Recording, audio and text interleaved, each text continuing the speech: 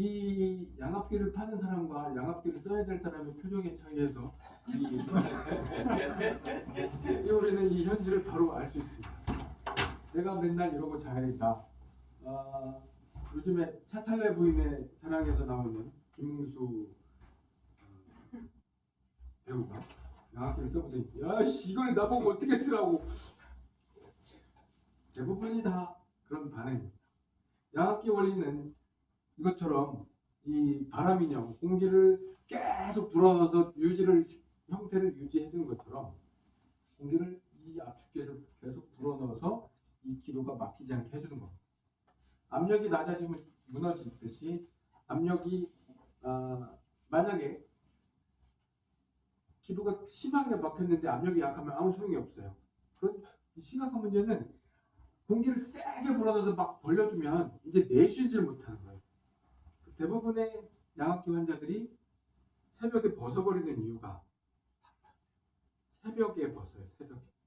그래서 이 양압기 성공 기준이 뭐냐면 4시간 동안 하루에 4시간만 쓰면 잘 썼다고 성공 판정이 납니다.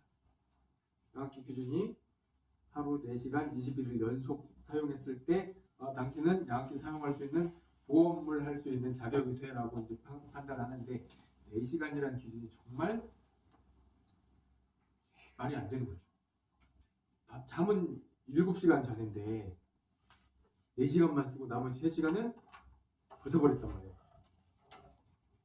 심각한 문제는 벗어버린 그 시점부터는 더 심한 무호흡 상태, 새벽으로 갈수록 냄새가 많아지면서 무호흡 상태가 더 심각해질 때 그때 오히려 못 쓴다는 거죠. 양압기를 써서 공기를 계속 불어넣어서 어쨌든 숨을 쉬었다. 그게 100%의 효과가 있다고 해도 못 쓰는 시간이 40%, 잘 쓰는 시간 60% 하면 평균으로 따지면 55% 효과밖에 안 돼요. 근데 이 가중치로 따지면 새벽이 더 심각하기 때문에 4시간 쓴 사람한테는 효과가 50%밖에 없는 거죠. 그러다 보니 양압기 실패율이 7, 80%, 성공률이 20, 30%. 이게 더 장기적으로 보면 그거보다 더 떨어집니다. 이거를 쓰는 사람들은 이 의사가 당신 이거 하시면 죽어 라고 하는 협박에 의해서 하면서도 쓰는 거죠. 매일 중환자 실습을 하고 있죠. 그럼에도 불구하고 의사는 왜 양압기를 처방을 할까요? 첫 번째, 보험이 됐다는 게 굉장히 큰 메리트입니다. 초기에 2, 3만 원밖에 안 들어요. 예전에는 이게 270만 원, 280만 원 했어요. 양압기가 하려고 하면 한 달 임대를 해보고 쓰세요 하고 한 달 임대를 하고 30만 원이었어요. 그런데 보험이 되고 나서 또 자기 부담금은 2, 3만 원이 되다 보니 환자도 선뜻 쉽죠. 한번 써볼게요. 근데 의사는 나는 좋은 걸 처방했어요. 쓰고 못 쓰고는 이제 당신 몫이에요. 치료의 실패, 성공 책임이 온전히 환자한테 다 갑니다. 그래서 의사는 명예가 되는 거죠. 나는 다 좋은 걸 했어. 네가 잘못한 거야. 양압기를 잘 쓸 수 있는 사람, 또 양압기 안 써도 되는 사람도 일단 하고 봅니다. 그리고 나서 양압기를 했는데도 이제 못 쓴다. 그럼 수술합시다. 아니면 살 빼세요. 그냥 사세요. 그래도 뭔가 해야 되려면 구강내 장치라는 걸 하죠. 구강내 장치의 원리는 아래턱을 앞으로 당겨줘서 뒤쪽 공간을 열어주는 아주 기본적인 단순한 원리죠. 기도를 열어주는 거. 근데 병원에서는 이렇게 생각합니다. 이게 수면 전문 클리닉에서 사이트에서 따온 건데요. 보조적 수단으로 사용하고 있다고 합니다. 문제가 있을 때 혁신이 일어나잖아요. 저희가 첫 번째 도전한 게 구강장치는 단순 코골이 가벼운 무호흡증이라고 했는데 우리는 중증 무호흡 환자들을 대상으로 임상시험을 했습니다. 경증이면요, 요 라인들이 요 라인, 이건 다 중증 다 벗어나는 거 아주 심각한 상태들. 이런 이 환자들 대상으로 다 이렇게 만들어놨어요. 그거는 거의 혁명적이었거든요. 그 당시에 제가 치과, 어떻게 보면 구강장치니까 치과에서 해야 될 것 같은데 이비인후과에서 임상을 했단 말이에요.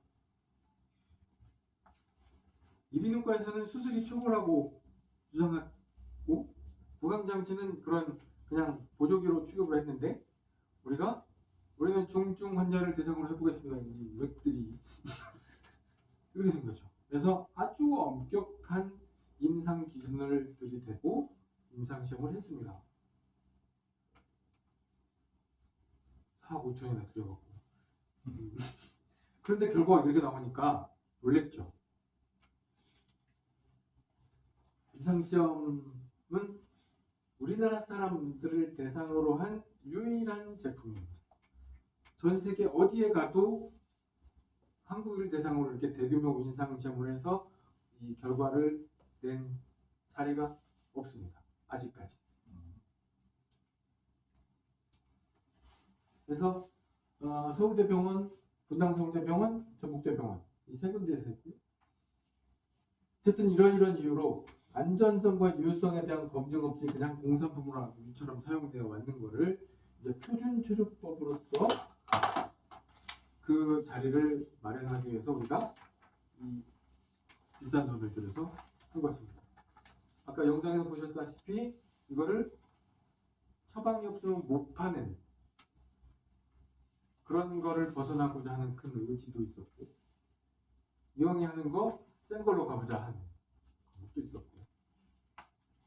그래서 이렇게 아주 복잡하고 어렵고 힘든 것들을 해서 제가 또 이걸로 학위논문도 썼습니다. 4억 5천짜리 임상을 한 학위논문이 있을까요? 대단한 학위입니다. 그리고 이걸 통해서 국가연구보고서가 만들어졌고, 임상은 이비인후과에서 했는데 논문은 정신의과에서 교과됐습니다. 결론이 바로 이거였기 때문이죠. 바이오가드는 안전하고 효과적인 치료법이다. 따라서 수술법을 하기 전에 우선적으로 사용할 수 있을 것이다. 이비인후과에서 이 주장을 못하는 거죠. 회원들의 밥그릇을 뺏을래 이놈들아, 이게 되니까. 임상시험 끝나고 2년 동안 논문을 안 썼어요. 그래서 그러면은 우리가 정신과에다가 자료 다 줄 테니까 좀 써주라 갖고 학회에 신경정리생리학회 그거 있었죠. 수면 정신생리에 발표가 됩니다. 그것도 국제학술지에도 등재를 했습니다. 중증 무호흡증 대상으로 한 게 사례가 드물거든요. 그래서 이렇게 수술과 양압기를 대체할 신개발 의료기기로 국무총리 표창도 받고 비급여 치료 재료 등록까지 다 됐습니다. 꿀잠TV입니다. 영상 잘 보셨나요? 여러분의 댓글은 힘이 되고 여러분의 좋아요는 저에게는 에너지입니다. 앞으로도 많은 댓글 그리고 많은 좋아요 꾹꾹 눌러주세요. 꾹꾹